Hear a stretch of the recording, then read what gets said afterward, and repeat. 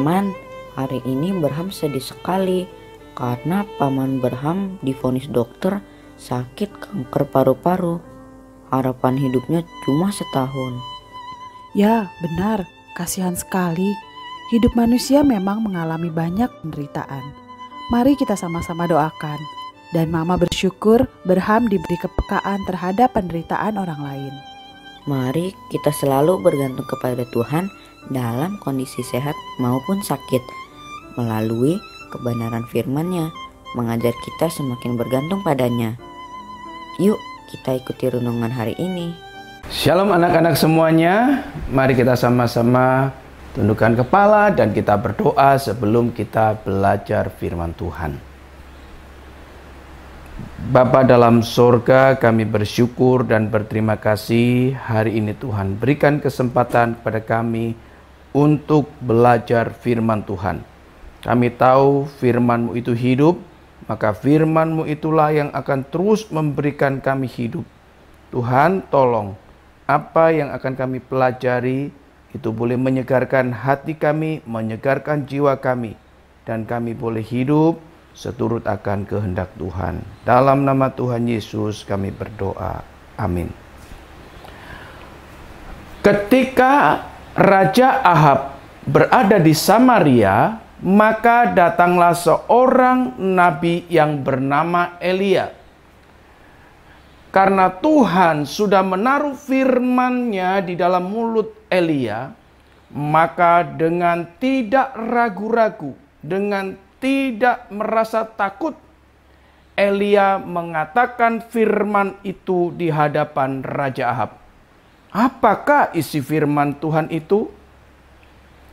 Elia mengatakan demikian, "Demi Tuhan yang hidup, Allah Israel yang kulayani, tidak akan ada embun atau hujan dalam tahun-tahun ini, kecuali aku mengatakannya."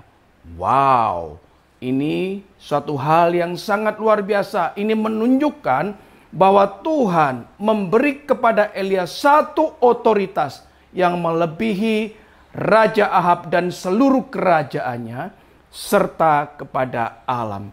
Ini menunjukkan bahwa Tuhan yang mengutus Elia adalah Tuhan yang sanggup memeliharakan seluruh umat manusia dan memberikan seluruh hal yang indah terhadap alam semesta.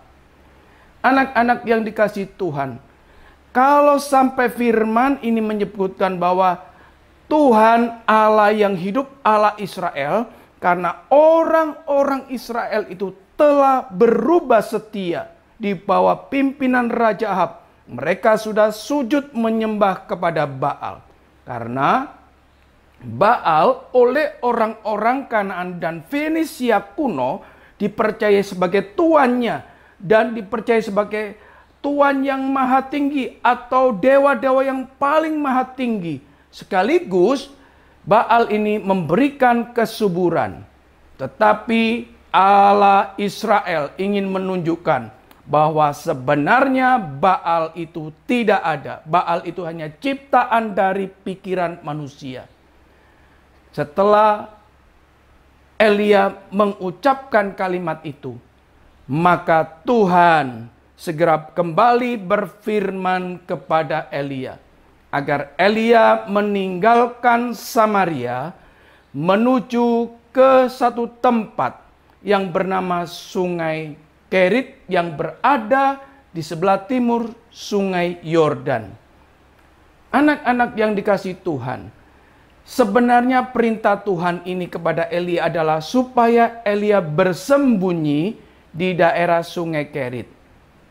Dan saat itu juga Tuhan memberitahukan bahwa Tuhan akan memeliharakan Elia di masa yang sangat tidak menyenangkan, yaitu tidak ada lagi hujan, tidak ada lagi embun yang turun, sehingga daerah Israel dan sekitarnya akan mengalami kekeringan.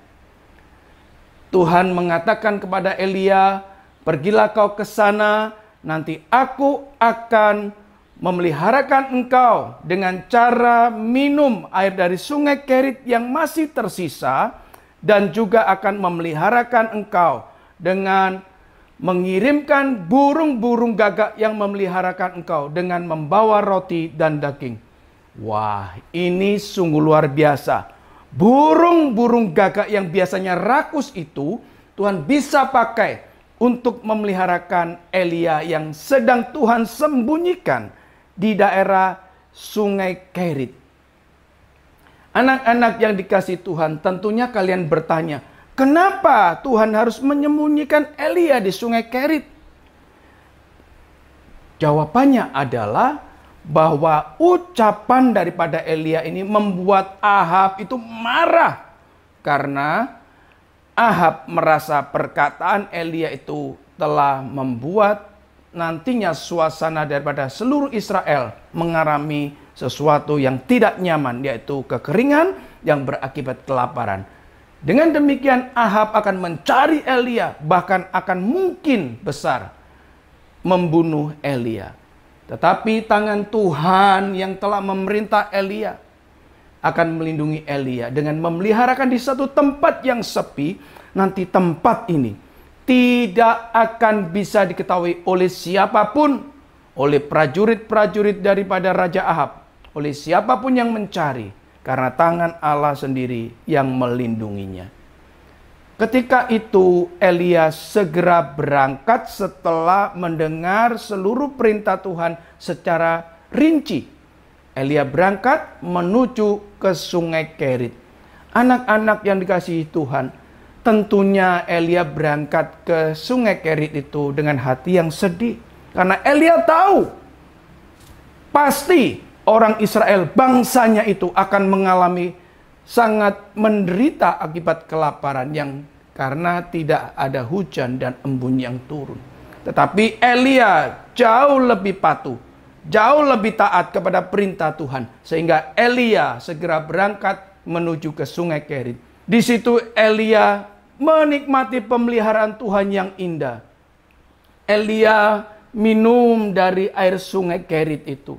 Tetapi juga Elia selalu mendapat kiriman dari burung-burung gagak yang membawa roti dan daging, baik pada waktu pagi maupun pada waktu petang. Anak-anak yang dikasihi Tuhan, sungguh Tuhan itu luar biasa. Bukan satu burung gagak yang mengirim Elia, burung-burung gagak.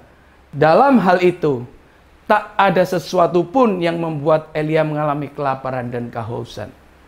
Anak-anak, dari cerita ini kita bisa tahu bahwa bangsa Israel itu sebenarnya masih memerlukan firman Tuhan.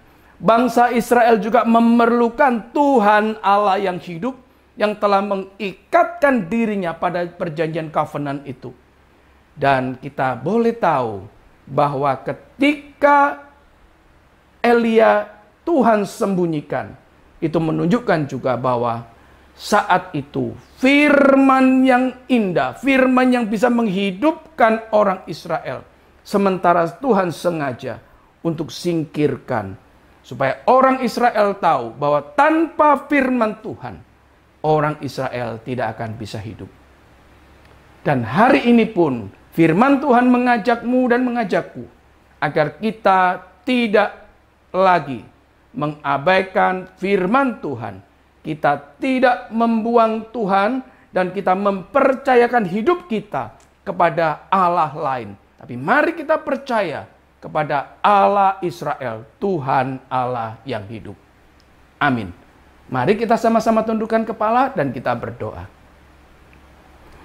Bapa dalam sorga, kami sangat bersyukur dan berterima kasih kepadamu kalau hari ini Tuhan masih berbelas kasihan kepada kami, supaya kami boleh tetap setia, kami boleh tetap percaya kepada Tuhan yang hidup.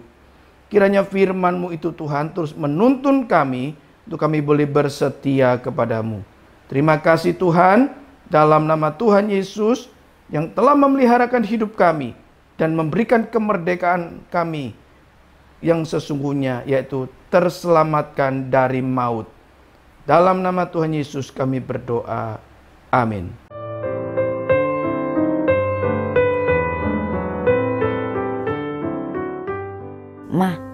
raja itu pasti orang pinter kan? Dibilang pintar, tapi kenapa nggak ngerti firman yang Tuhan sampaikan ya? Di dalam perjanjian lama, Tuhan berfirman lewat nabinya. Dalam hal ini, kata Nabi Elia kepada Ahab menunjukkan bukti kepedulian Tuhan terhadap umatnya. Kalau saja raja itu percaya firman Tuhan melalui Nabi Elia, maka segalanya akan indah. Mari teman-teman, kita bergegas melanjutkan pembacaan dari kitab 1 Raja-Raja 17 ayat 1 sampai 16. Sampai jumpa di YouTube hari ke-13.